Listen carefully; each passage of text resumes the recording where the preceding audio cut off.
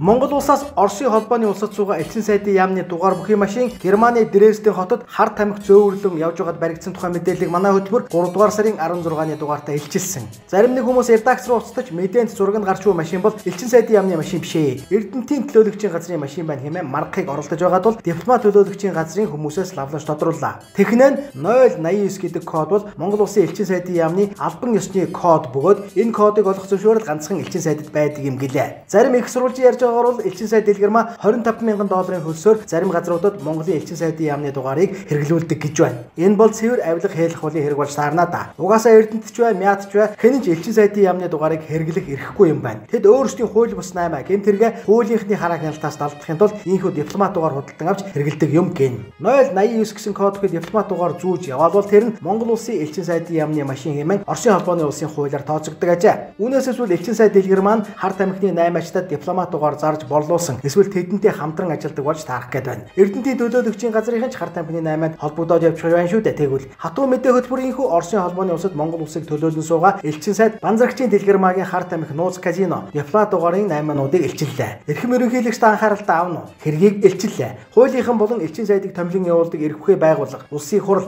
гадаад харилцааны яам энэ асуудлыг анхааран үзэж Монгол улсын нэрийг барин хамгийн хүнд гэмт хэрэгт нэр холбогдож байгаа тэргүүнээ татан авч хэргийг шалгаж мухарлах хэрэгтэй. Монгол улсын элчин сайдын яам бол мөрөгтэй тоглоомчид хар тамхины 8 ачид дипломат дугаар дамлан зарагчдын оргинд газар биш.